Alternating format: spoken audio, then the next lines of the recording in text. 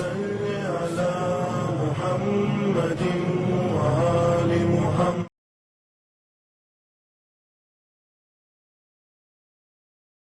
औज़ुबिल्लाहि मिनश्शैतानिर्रजीम बिस्मिल्लाहिर्रहमानिर्रहीम व बिही नस्तईन व हुवा खैरुम व नासिरुम व मुईन अम्मा बाद फ़क़द क़ाल अल्लाहु तबारक व तआला फ़ी किताबिहिल मुबीन व फ़ुरक़ानिहिल हमीद व क़ौलुहुल हक़्क़ बिस्मिल्लाहिर्रहमानिर्रहीम व नुरीदु अन नमुन्ना अलल लज़ीना इस्तुज़इफ़ू फ़िल अर्ज़ व नजअलहुम अइम्मतम व नजअलहुमुल वारिसीन सदक़ल्लाहुल अलीयुल अज़ीम। परवरदिगार आलम सूरह क़सस आयत नंबर 5 में इरशाद फरमाता हुआ नजर आता है कि हमने ये इरादा किया है, हम ये चाहते हैं कि ज़मीन पर जिसे ज़ईफ़ बनाया गया, जिसे कमज़ोर बनाया गया, जिसे अज़ियतें देकर सताया गया, हम उन्हीं में से ज़मीन का एक इमाम करार देंगे और एक वारिस करार देंगे। तमाम मुफस्सिरीन कुरान ने इस बात पर इत्तिफाक किया है कि ये आयत इमाम ज़मान अज्जलल्लाहु ताला फ़रजहु शरीफ की ज़ाते गिरामी पर दलालत करती है। यानी ये आयत इमाम ज़मान के लिए है कि उनको ज़मीन का वारिस बनाया जाएगा, उनको ज़मीन का इमाम करार दिया जाएगा।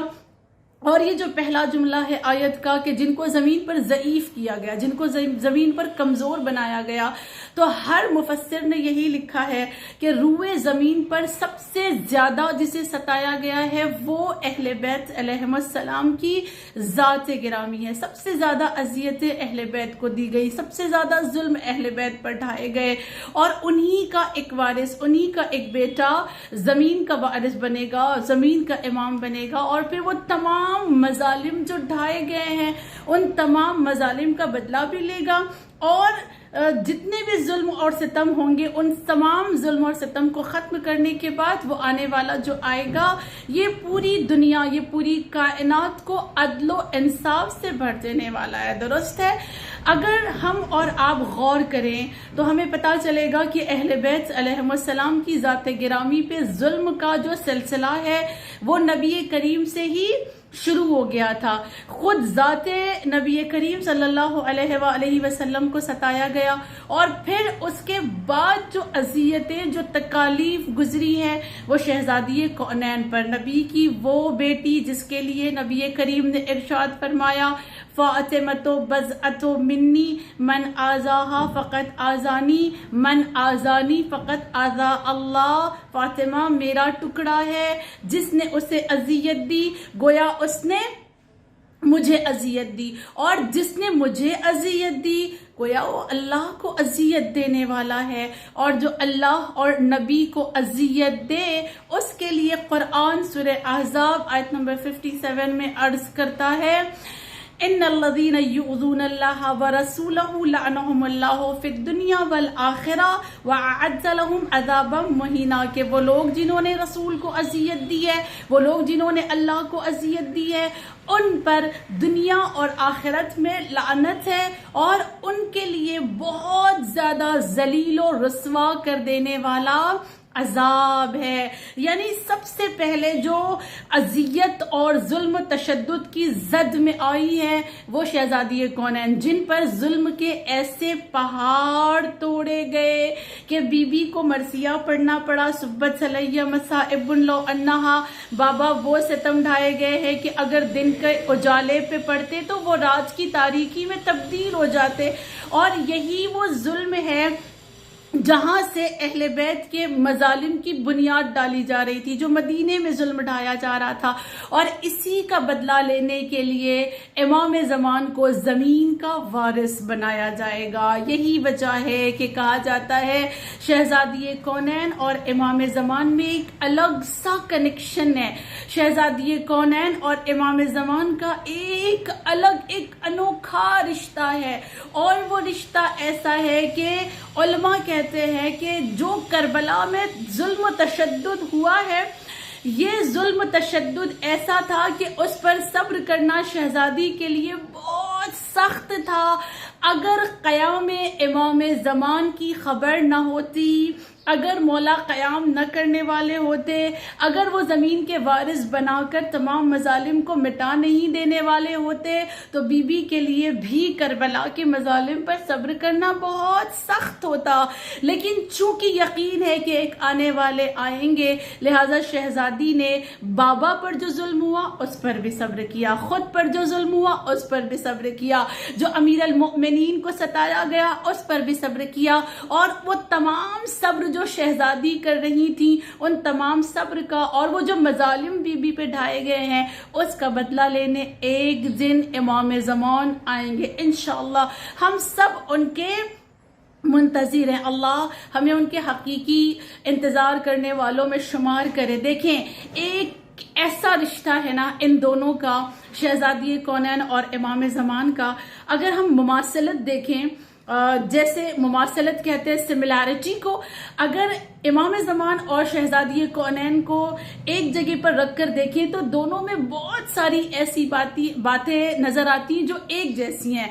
मिसाल के तौर पर शहजादी कौनैन सैयदतुन निसा है, इमाम ज़मान सैयदुल खल्क है, शहजादी ताहिरा है, मौला ताहिर है। जिस तरह शहजादी कौनैन मुबारका है, उसी तरह इमाम महदी मुबारक हैं। जिस तरह शहजादी कौनैन ज़किया है, इमाम ज़मान ज़की है। जिस तरह शहजादी कौनैन तैयबा है, इमाम ज़मान उसी तरह तैयब है। जिस तरह शहजादी कौनैन मुताहिरा है, उसी तरह इमाम ज़मान मुताहिर हैं।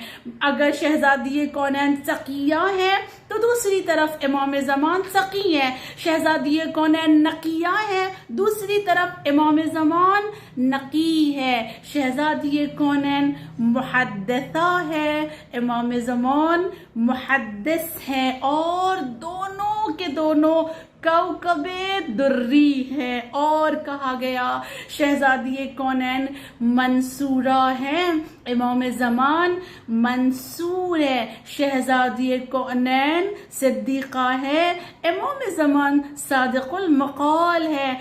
शहजादी कौनैन साबिरा है, इमाम ज़मान साबिर है। शहजादी कौनैन मासूमा है, इमाम ज़मान मासूम है। और उसके बाद कहा गया जिस तरह शहजादी कौनैन मज़हर आयत नूर है, उसी तरह इमाम महदी मज़हर नूर आले मोहम्मद है। जिस तरह शहजादी कौनैन को कहा गया कि ये मुंतज़िर है, उसी तरह इमाम ज़मान को कहा गया इमाम ज़मान मुंतज़र भी हैं और मुंतज़िर भी हैं। जैसे शहजादी कौनैन फरियाद रस हैं, उसी तरह इमाम महदी भी फरियाद रस हैं। अगर शहजादी कौनैन अहले आसमान के लिए नूर है, नूर अहले आसमान है, तो इमाम ज़मान नूर अहले ज़मीन है। अर्ज़ व समा के लिए अगर नूर कोई है तो ये दो हस्तियां, एक हस्ती को अल्लाह ने आसमान का नूर करार दिया, दूसरी हस्ती को परवरदिगार आलम ने ज़मीन का नूर करार दिया। ये दोनों एक दूसरे से इस कदर नज़दीक है, इस कदर नज़दीक है कि उलमा ये कहते हैं कि सबसे ज़्यादा अगर उनके आने का इंतज़ार किसी को है तो वो खुद इमाम ज़मान की जद्दा हज़रत फ़ातिमा है। इसलिए कि सबसे ज़्यादा ज़मीन पर अज़ियतें जो दी गई हैं वो शहजादी कौनैन को दी गई हैं। जिस तरह से शहजादी कौनैन को सताया गया है कि जिसको बयान करना भी शायद बड़ा दुश्वार है, बहुत सख्त है। और सबसे बड़ी मुसीबत ये है ना इस दर्द को बयान करने की कि शहजादी कौनैन का जो दर्द है, मदीने के जो मजालिम है वो पोशीदा है। करबला जैसे आश्कार है ना, उस तरह मदीने के मजालिम आश्कार नहीं है। मदीने के मजालिम पोशीदा है, मुबहम है, छुपे हुए हैं, करबला आश्कार है, लेकिन मदीने के जुल्म को छुपा दिया गया। और ये अय्याम फातिमिया हमें और आपको ये दावत देती है कि जैसे करबला के जालिमों को बेनकाब किया गया, दुनिया के सामने लाया गया, उसी तरह मदीने में जुल्म ढाने वाले जो थे उन्हें बेनकाब किया जाए, उन्हें दुनिया के सामने पहचानवाया जाए और शहजादी कौनैन की मुसीबतों को बयान किया जाए। वो मुसीबतें जिसका सिलसिला शुरू हुआ नबी की आंखें बंद होने के बाद, और शहजादी कौनैन ने अपने खुतबे में, खुतबे फदकिया जिसे कहते हैं, अपने खुतबे में दरबार में खड़े होकर ये जुमला कहा कि तुम मुझ पर जुल्म ढा रहे थे, हालांकि अभी मेरे बाबा की तदफीन नहीं हुई थी, हालांकि मेरे बाबा का गम अभी मेरे दिल पर ताज़ा था, अभी अभी मेरे बाबा दुनिया से रुखसत हुए थे और मेरे बाबा को गुजरे हुए शायद ही चंद दिन गुजरे थे, और तुमने ये सारी मुसीबतें मुझ पर ढाई। वो कौन सी मुसीबतें थी? जिनमें से सबसे पहली मुसीबत ये है कि दरवाजे पर आना और दरवाजे पर आकर आग लगाना।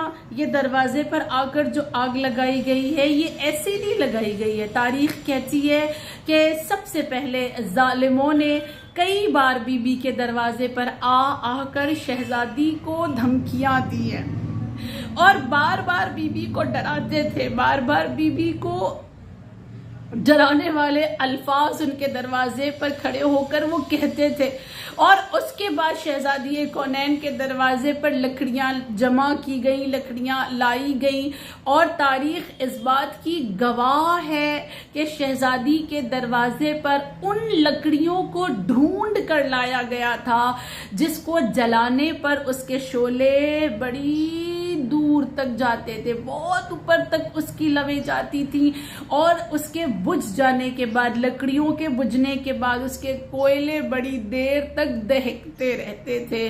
और वही लकड़ियां चुन कर लाई गई, बीबी के दरवाजे पे रखी गई, बीबी के घर के चारों तरफ वो लकड़ियां रखी गई, और दुनिया वाले आवाज देते रहे कि अली को बाहर निकालो, अबुल हसन को बाहर निकालो। जब शहजादी ने कहा कि अबुल हसन बाहर नहीं आएंगे तो इन्होंने कहा कि हम आग लगा देंगे। शहजादी ने अंदर से आवाज दी, मेरे घर में छोटे छोटे बच्चे हैं, हसनैन है, क्या तब भी तुम आग लगा दोगे? जालिमों ने कहा हाँ हम तब भी आग लगा देंगे। तसव्वुर का मकाम है कि शहजादी के घर में छोटे छोटे बच्चे, ये वो दरवाजा है जहां नबी ने रुक रुक कर सलाम किया है, ये वो दरवाजा है जहां पर जिब्राइल ने आकर झूला झुलाया इनके बच्चों को, ये वो दरवाजा है जहां पे हुरों ने झाड़ू लगाई है, ये वो दरवाजा है जहां पर रिजवान जन्नत आता है तो कहता है अना खय्यातुल हसनैन, मैं हसनैन का दर्जी हूं।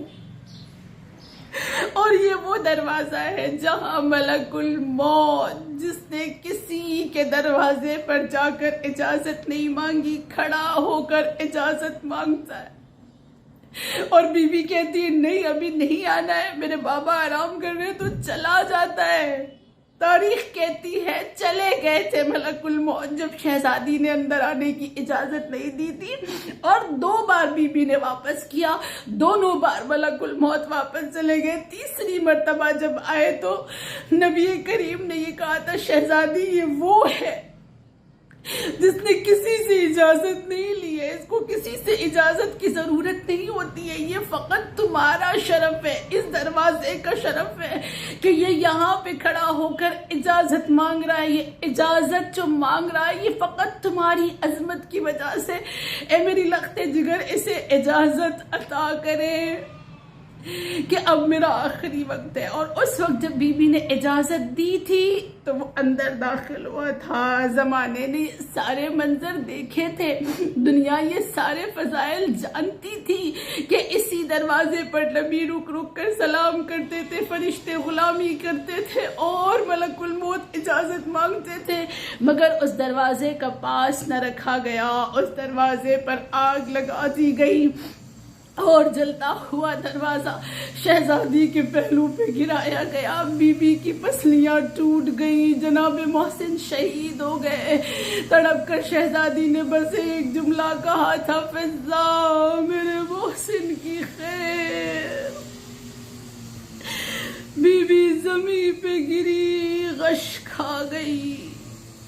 आंखें खुली तो सवाल किया, अबुल हसन कहाँ है? जनाब फिजा ने अर्ज किया, शहजादी गले में रस्सन बांध कर ले गए। जख्मी हालत में सर पे चादर डालकर अली के पीछे जालिमों से कहती रही, मैं अली को ले जाने नहीं दूंगी, मैं अली को ले जाने नहीं दूंगी।